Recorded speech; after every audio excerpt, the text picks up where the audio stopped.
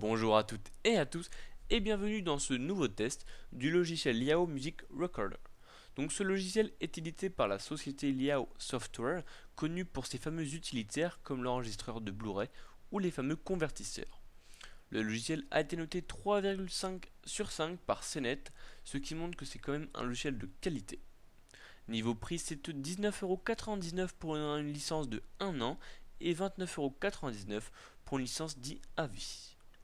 Donc on va voir directement le logiciel et la première chose qui va me frapper, ça va être l'ergonomie du logiciel. En effet, déjà c'est assez beau, donc ce jeu de couleurs entre le mauve et le background. Il faut savoir que c'est assez bien pensé, les côtés arrondis c'est super beau. Pareil pour tout ce qui va être bouton, donc c'est super bien pensé, super bien disposé, ce qui va permettre donc une utilisation rapide, facile, efficace et une prise en main vraiment très rapide.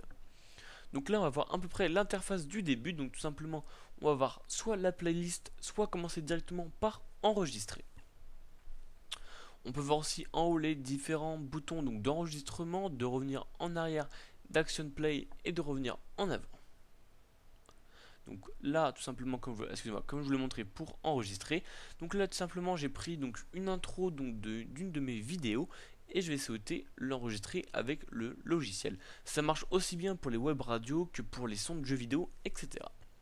Donc là tout simplement je vais lancer l'enregistrement et bim, je lance directement mon intro et on peut voir ce que le logiciel enregistre directement le son.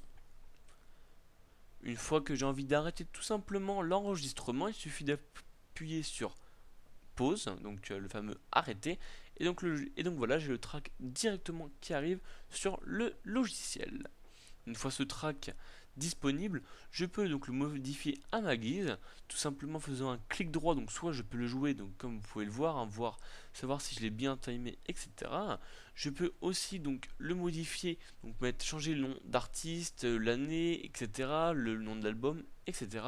On peut ajouter aussi une image pour mieux se rappeler.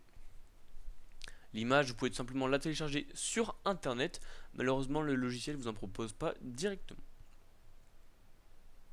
Donc une fois avoir téléchargé fini notre fameux track, on retrouve directement donc dans notre playlist. Donc là ce sont tous les sons que j'ai déjà enregistrés au préalable.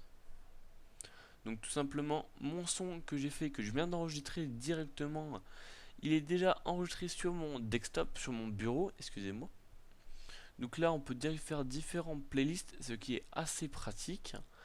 Les gros points positifs, c'est qu'on va pouvoir ajouter directement notre son sur iTunes. Donc tout simplement, vous venez de l'enregistrer sur une web radio, sur YouTube, et vous pouvez directement l'envoyer sur iTunes. Là, vous pouvez créer directement des playlists, etc. Après, on va voir directement les paramètres. Donc là, c'est les paramètres généraux. Donc soit vous pouvez tout simplement l'enregistrer où vous le souhaitez. Là, c'est tout simplement donc la langue. Malheureusement, le logiciel est disponible uniquement en anglais. Donc bon, uniquement en anglais, donc vous pouvez aussi avoir l'allemand ou l'asiatique, j'ai pas envie de faire de bêtises. Là, ça va être tout simplement les sources d'enregistrement, donc soit le mappage audio de votre PC pur, ou alors tout simplement depuis votre casque audio ou du micro de votre PC. Donc voilà, ensuite on va avoir les fameux types d'enregistrement, c'est-à-dire les fameux timers, donc là de quand à quand ça commence et quand ça se termine. Ensuite, on va voir les différents contrôles de son, donc d'audio. Donc ça, après, je sais pas trop à quoi ça correspond. Enfin bref. Là, on va voir comment enregistrer.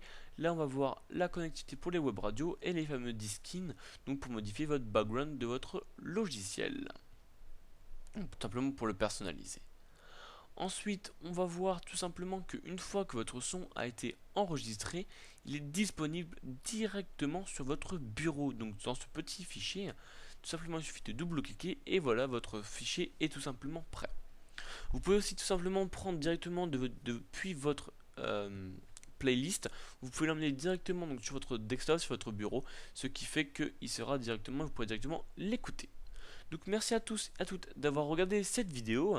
Alors pour ceux qui se posent la question de pourquoi j'ai mis donc ce fameux logiciel en test lab, tout simplement car ce logiciel est payant et j'ai pas envie de vous faire un tuto dessus, car les tutos je fais uniquement sur les logiciels gratuits. Donc si vous avez des questions, n'hésitez pas dans les commentaires. Allez, ciao!